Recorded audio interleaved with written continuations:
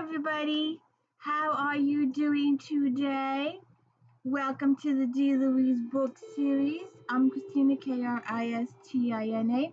This is where we read books and talk about books. No special effects, no theme music going on here, just reading books, talking books. I could use your likes and support, thumbs up. I've got this fantasy. It probably won't come true, but it's up to you, the general public. I have this fantasy of hitting 1,000 subscribers by Christmas. Nice little Christmas present. It's free, doesn't cost you anything. Those of you who are already subscribed, thank you very much. I've only got 900 more to go. So we'll see what happens. Don't forget to check out Flashback Mondays and Star Trek Fridays. As you know, I'm a series person. I like to read the series progression of characters from episode to episode. That's why we do Star Trek Next Generation. We have character progression from episode to episode. This Friday, we are losing Wesley Crusher, so that will be a little sad. It'll be sad. It'll be quiet. And don't forget Flashback Mondays, where we are starting or doing February 2008. So we'll be getting into that. So today, we're almost there. Not quite. There are 1, 2, 3, 4, 5, 6 books. Yeah, well, 5 books if we did Smolder. Slay's coming out next week, or today actually. So we will be doing Affliction. As you know, I'm an auto book freak, and most of my books I own both audio and hardcover. And this is one of her longer books. Over 570 pages. So this is one of the longer ones. It's one of the thicker ones. So it's really hard. I took a ton of notes, but we're going to try and make this small. And if you hang out till the end, I have a little extra special for you. But you'll have to hang out to the end to find out, because it's a little extra. I checked her website. I didn't see it there. And I'll have to go look at Beauty and see if it's worth, because it's around this one. And I'm not sure if we just want to do an SCX thing. But this, I have to, the other thing. All right. So anyways, here it is, Laurell K. Hamilton, Affliction. This is Micah's family. We haven't gotten to see Micah's family yet. Micah got his own book where they went off on a case, but this is his getting to meet his family. His mom calls Anita because she's seen her on television and knows that she's affiliated with Micah because of the coalition. So she calls Anita at work and tells her that Micah's father is dying, and that she wants Micah to come see his father before he dies. And we know from previous books that Micah had to say stuff to his family because of Chimera. If Chimera knew about them, then he would torture and hurt them and kill them. So Micah had said some stuff to his family so that they would not bother with him, so they wouldn't get hurt. So they're estranged. But however, his father was a police officer, and his father had some dealings with Von Cleef, and he is a patron of Edward's, and was alerted to the fact that Micah said all these things due to Chimera, and the family felt better about it, and they understood why Micah did it, and they let things go. But now they want to talk to Micah and see him again. So we'll sum this up, because I could go through my notes here. So she calls him at work and says that his father's got 5 days to live. Then, so Anita calls Micah, that's a chapter. Then Anita calls JC, and that's a chapter.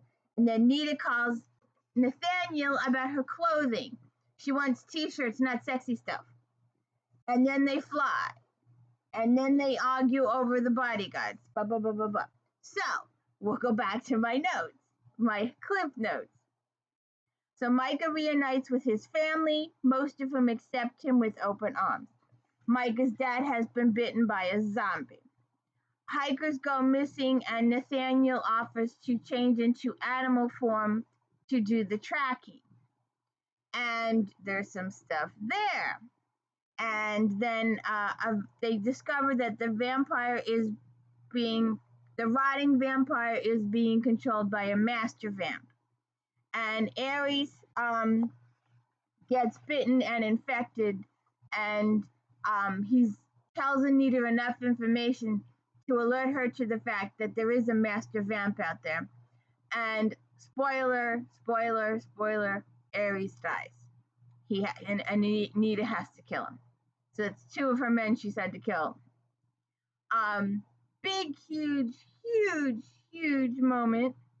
Let's see if we can find it.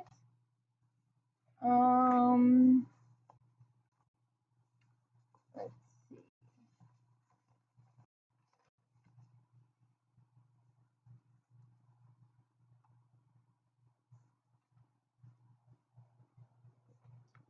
Let me look.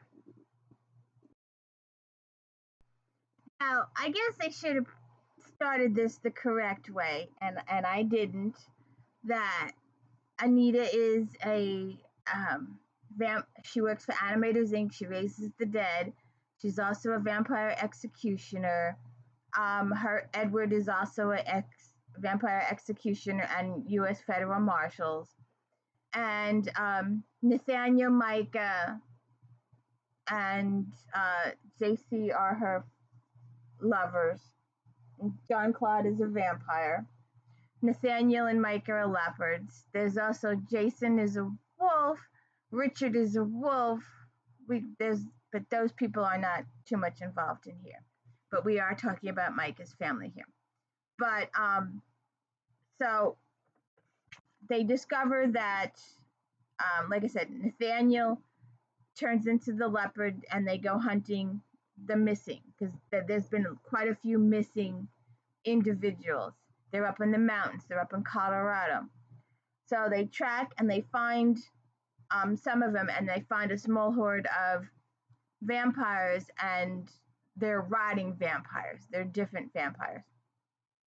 So they also discover that there's a master vamp, and Ares reveals all this before he dies. So then Anita gets hurt, and John Claude sees this on the news, but he knows he's okay because they're metaphysically connected, but he still comes out anyway. So there's a lot of other politics going on that gets addressed, but it's not formally a thing in the book. And that's good, because we've had so much other stuff in the book. It's just like, sometimes they get on a tangent, and sex will take 2 or 3 chapters. And sometimes that's just a little too much.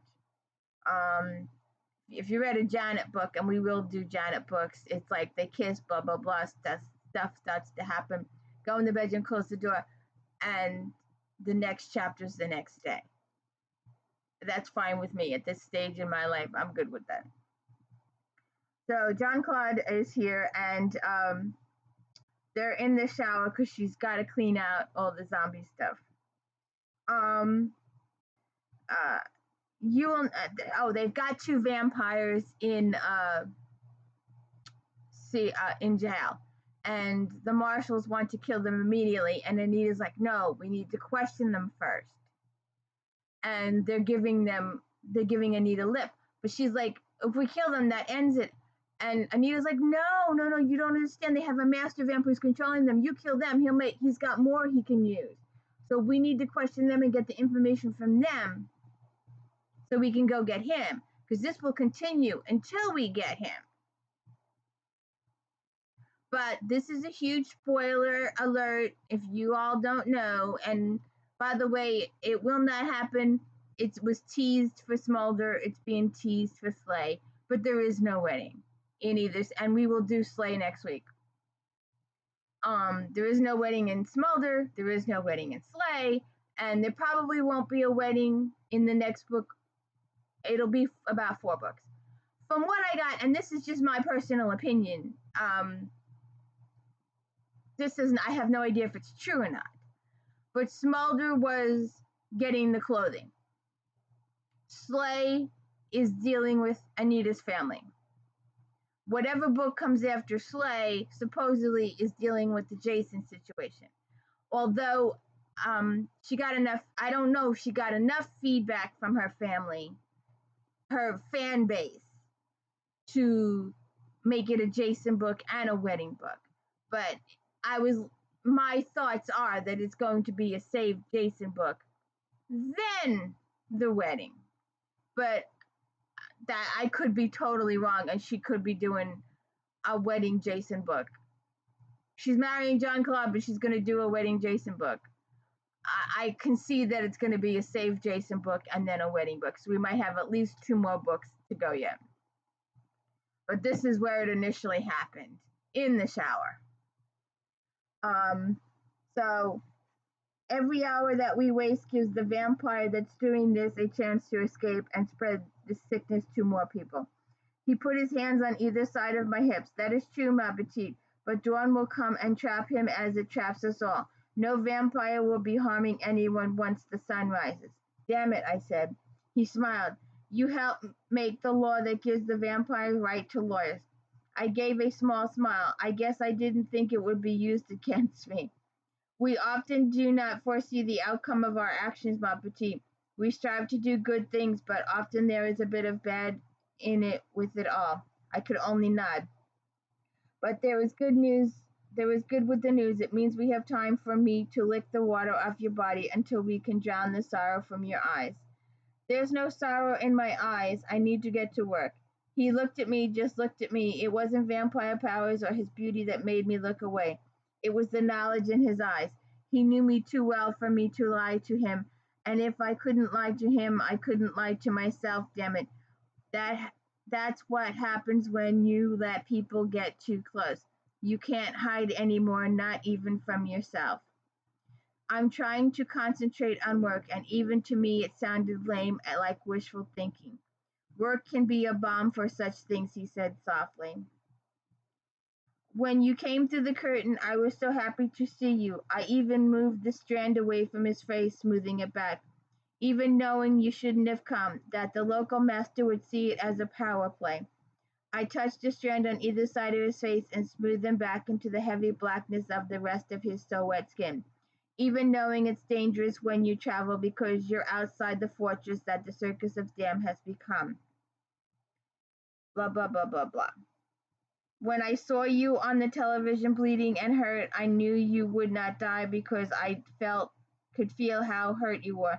And I knew we had power to heal you and bring you safely home to us. But it wasn't enough, ma petite. I needed to feel this. I needed to touch your skin, blah, blah, blah.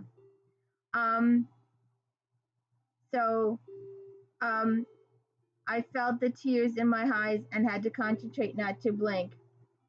I would not cry. My voice didn't show it when I said Micah said almost the same thing to Nathaniel and me.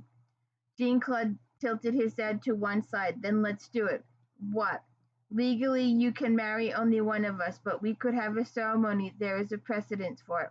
What do you mean? A group marriage. Not legally, but we could hand-fast jump the broom as it was once called here in America. I was crying and I hadn't meant to.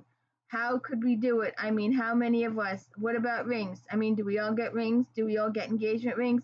Who would be willing to marry that many people to each other?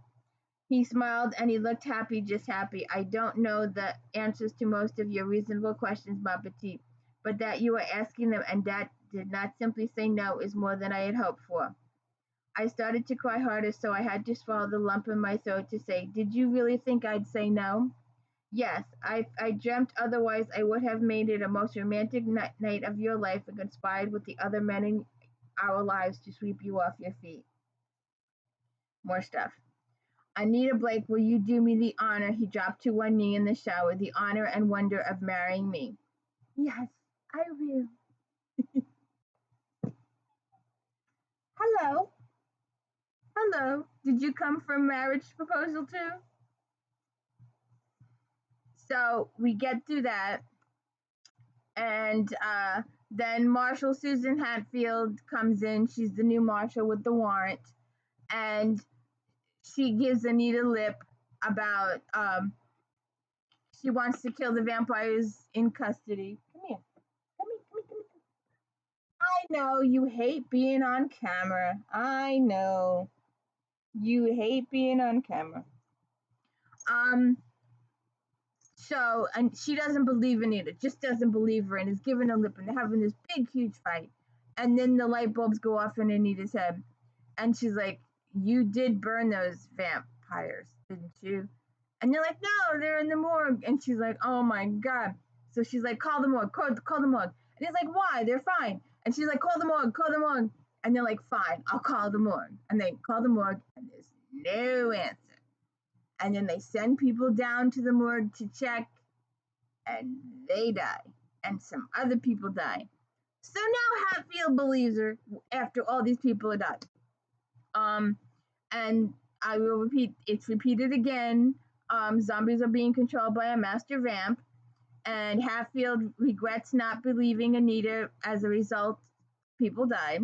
So it's discovered Anita has gained another animal. When Ares was shot, the bullet went through him into her, and she's now got part hyena in her.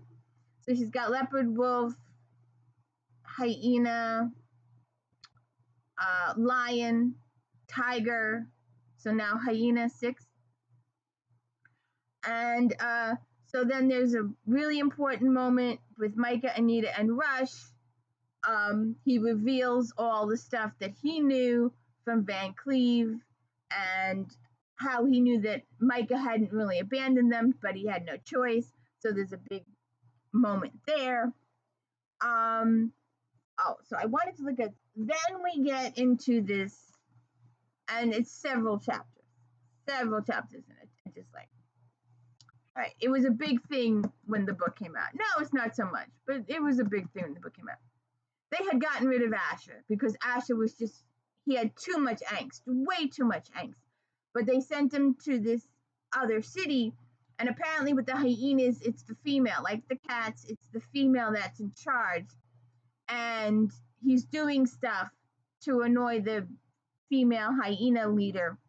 And John Claude says if we don't take him back, she will kill him. So there's several chapters of Anita, or several pages, Anita talking with JC about Asher, and then Asher talking to JC.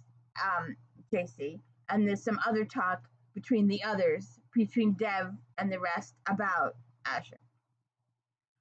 So then I wanted to brought up in earlier books, and I just wanted to briefly mention this. Anita, Edward, Olaf, and Bernardo.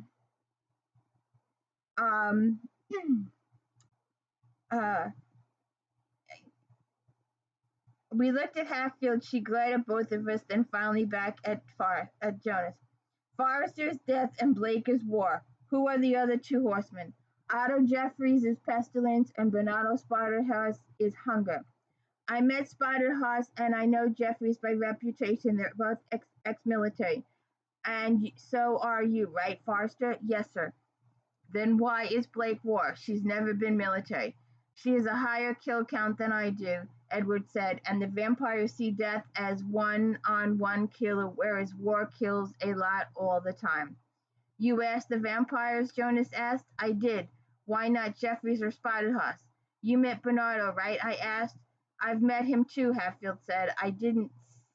He didn't seem that scary. He's hunger. I don't get it, Hatfield said. The vampire said Bernardo looks good enough to eat, but no one's ever tasted him, so he leaves them hungry. She frowned. Jonas seemed to think about it, and then he grinned wide and happy. He laughed. He's tasty like food, I get it. Dangerous food, Edward said. He has the 5th highest count of any marshal. I met Jeffries once. He had a way of looking at women when he thought no one else was looking, like they were meat. And that was because he caught lycanthropy on the job. Now I guess we really are meat to him. Um, the fact that she'd noticed made me think better of Hatfield. I knew Otto Jeffries as Olaf. Olaf's hobby was being a serial killer, never in this country, never on government work. So if you could keep him working, he was safe. The military kept him busy, and since he got a badge, he was even busier, and being part of the preternatural branch of the Marshal Service meant he could torture and kill vampires and rogue shapeshifters to his heart content. And as long as he killed them in the end, there were no rules to how he carried out the execution or how long he took to do it.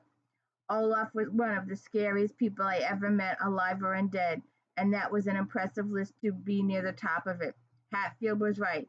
He'd been this scary before he got cut up by a werewolf and tested positive for lycanthropy.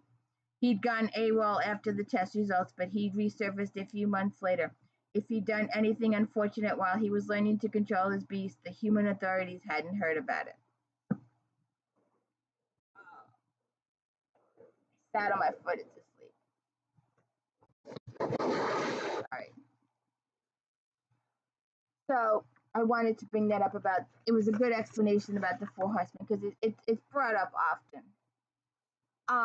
So like I said, then Anita and JC talk Asher, and JC and Asher talk, and then they go out. Edward and the group go out on a hunt. I think um, Hatfield goes with them, and I think Seamus goes with them.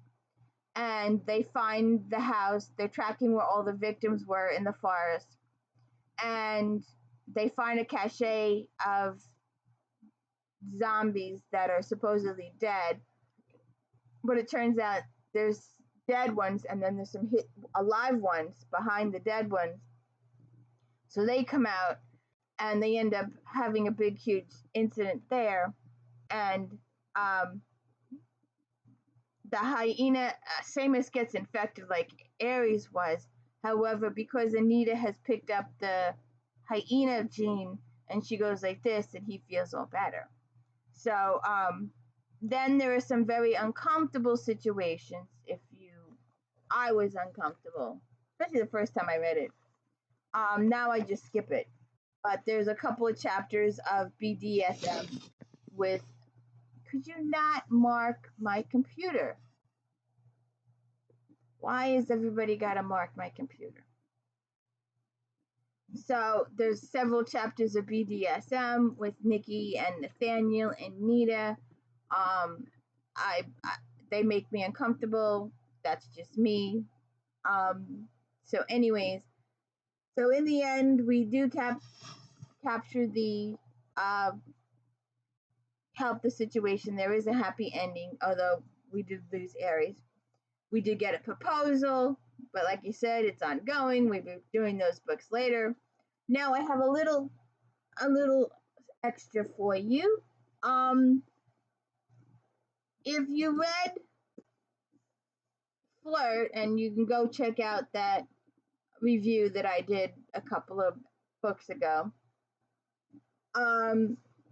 There was this whole scene in the restaurant with the flirting, and she had gotten the idea from her friend's comic strip, and the whole thing is explained in the beginning of Flirt, that the whole premise for the story came from a comic strip of a friend of hers.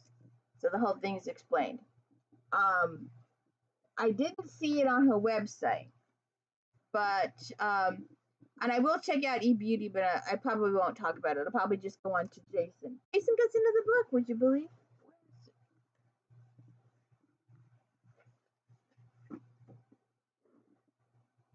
Here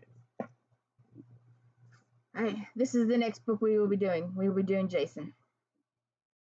He gets 2 books, would you believe? We met his family in Blood Noir. What's... Oh, this is at home. Oh, this is what you're... Okay. So, this little extra piece. This was in 2013. You'll have to check out her website. I don't want to... wait a second.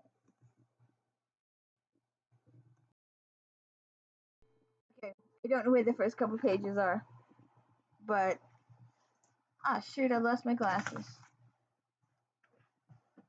see if I can. Just a second.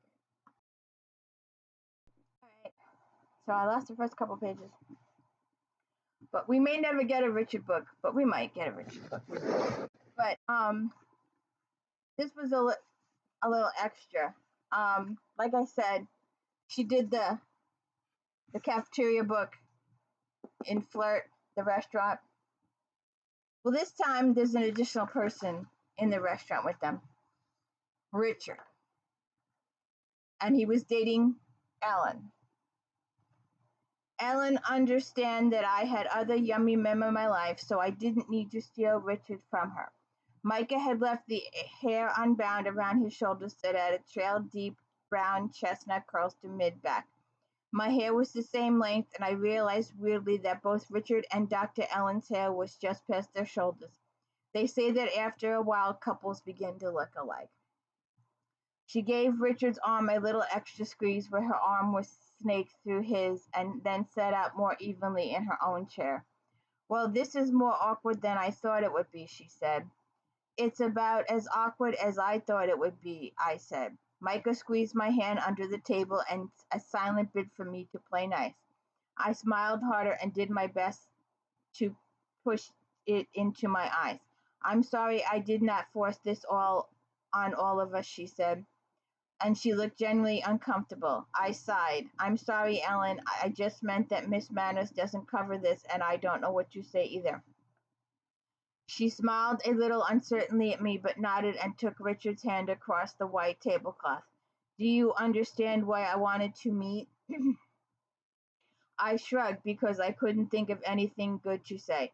Richard's agenda for the lunch meeting had been to reassure his fiancée that I had other men in my life, so I wouldn't be trying to steal him back and keep him all to myself. Why did I feel we owed Richard this lunch?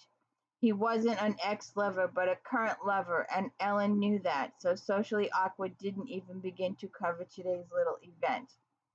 I tried to take a sip of coffee in front of me, but the smell alone made me put it back down. Weird, but it just smelled bitter. Micah hadn't touched his either. Maybe it wasn't just me. Richard and Ellen had both ordered different kinds of hot tea, though they weren't drinking either. I think we all ordered simply to have an excuse to stay at the table longer without the waiter bitching. Micah said you wanted some reassurance. Yes, she said, smiling at him, looking relieved. Then her glance went back to me, though I'm not sure I'm going to end up reassured. I knew with that small eye flick that I looked too good and dressed too well, and she'd done that girl thing where you compare yourself to the ex, and she didn't feel like she was winning. That was so not my problem. I hadn't asked for the lunch. I told her what I was wearing. It wasn't like I'd shown up in a designer outfit after telling her I was wearing jeans. It wasn't my fault that I dressed my jeans more than she did. I looked at Richard across the table and hoped he could read my expression because I was fighting not to get angry. Micah started rubbing his thumb over the back of my hand where he held it on my thigh. He leaned in and laid a gentle kiss on my cheek. It made me let out the breath I'd been holding and tried to ease the tension in my shoulders. Richard hugged Ellen to him. Helen, honey, you can see that Anita and Micah are a couple. What more do you want to be reassured? Honestly, that would be nice, I said. Micah whispered, easy. Ellen gave me a not entirely friendly look and said, for you not to sit there looking fabulously beautiful and making me feel like an ugly duckling to your swan. I don't know what to say to that, I said, and looked first at Micah and then at Richard for a clue, a hint, something. Richard turned that handsome face to her and said, you're beautiful, Ellen, you know that. She shook her head. I'm pretty, but I'm not. She waved vaguely in my direction. This. I sighed and looked at Micah for some help. He spoke out loud what I was thinking. She won't believe you. Won't? What won't I believe? Ellen asked. Go ahead, he said, and he moved his hand to my thigh, which sometimes more calming for both of us than hand-holding. He kept his other arm across my shoulders. I'm not prettier than you are, I said. She gave me a look of utter scorn. From one woman to another, don't bullshit me. She's not lying, Richard said. How can you say that? How honest do you want me to be? I asked. I don't know, Micah said. Not brutal, Richard said. Honest, she said. With the right makeup and blue that had more jewel tones than you'd look every bit as good as I do. Oh, thanks. You are going to offer to take me shopping next to give me a makeup lessons? Her voice was thick with scorn. God, no. But the friends who gave me makeup lessons taught me not to be afraid of color and bright red lipstick because it looked good on me and on them.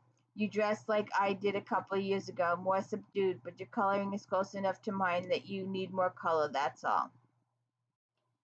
And they go on to um, talking more, and then they get to Richard was the beginning of me understanding that I was attractive because if beautiful men kept wanting to date me, logic dictated that I had to be attractive enough to make them want to date me. I sighed, even to me that sounded convoluted, like I was torturing the logic rather than making a point. Every woman knows how attractive she is. It's ingrained into us as little girls.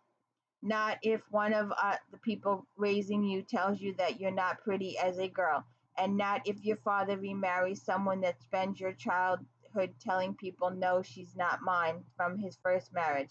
Her mother was Mexican. I did my best imitation of my stepmother, Judith. Your stepmother said that? Ellen asked. Constantly. Didn't your father stop her?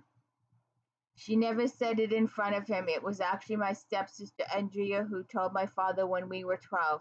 She and I didn't get along that much, but apparently she was embarrassed that her mother was so whatever. But it left me feeling too short, too dark, too not tall, not blonde, nor erratic like everyone else in the family. It goes on. So, she Richard said thank you. He looked away, too sympathetic. I didn't want sympathy from him right now. Micah kissed me gently so he wouldn't be wearing too much of my red lipstick. It made me smile to see that line of red on his lips. The Go Faster stripe, he said softly. The what? The Go Faster stripe. It's what Nathaniel named the line of lipstick when I kissed them. Nathaniel is your other? She seemed lost words. Boyfriend works, I said. I didn't add that it was the phrase I use for vanilla friends who didn't understand our alternative lifestyle and didn't really want to. So Micah is your. It's okay, Ellen. Vocabulary for polyamory is hard even for us. I know that polyamory means loving more people, but beyond that, I really don't understand it.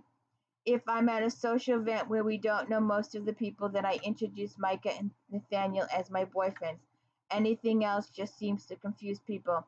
If we're in someplace where they understand what poly is, or at least it's not straight vanilla, then Micah is my significant other and Nathaniel is our third. What does third mean? It usually means your live-in third partner. How do you introduce Nathaniel and Anita? She asked Micah. My girlfriend and our boyfriend or significant other or our third, depending on the event. And how would you introduce Richard? Micah and I looked at each other. He gave me a long look, letting me know this was my ball to hit. Great. Micah has no relationship with Richard, really. Richard is never going to take me to a vanilla social event as his girlfriend, so that's not an issue. A more poly or kink friendly event, if we felt compelled to say anything, I guess I'd say he's my top. She turns to Richard. How would you introduce Anita? As my bottom or submissive? I shook my head. I'm not your submissive. I'll agree to the term bottom, but I'm not submissive to anyone. Richard fought not to frown and almost succeeded. I could argue that you are to other people, but fine. Ellen was watching us closely. Okay, why did you say one thing and Anita the other? What's the difference between bottom and submissive? And they go through all that. Then they bring in Asher. They talk about Asher. And they talk about BDSM. And Ellen gets a little miffed and she leaves. And they say to Richard, if you want to save the relationship, you got to go after her. He doesn't move. So it's a good story. It's called Shut Down. It's 20 something pages. You can check it out. I just thought I'd throw that in there. It came out around the same time as Affliction, so I thought I'd do the two of them together. I tried looking for it on a website. I didn't see it, but it's probably there someplace. Um, it was an ebook, so it might come out on the shelf. So please hit the like and subscribe and let me know I'm doing a good job. And look forward to Jason next week. And Affliction, one of her better books. Not, we had our adult activities, but nowhere close to where we had adult activities last time. Wow, I was sitting there going, we had more sex, we had more sex, we had more. It's better. There's cop work and adult stuff, and a lot of old issues, but it's good. Check it out. I forgot to check out my romantic times with you to see how many stars it got. We'll have to look.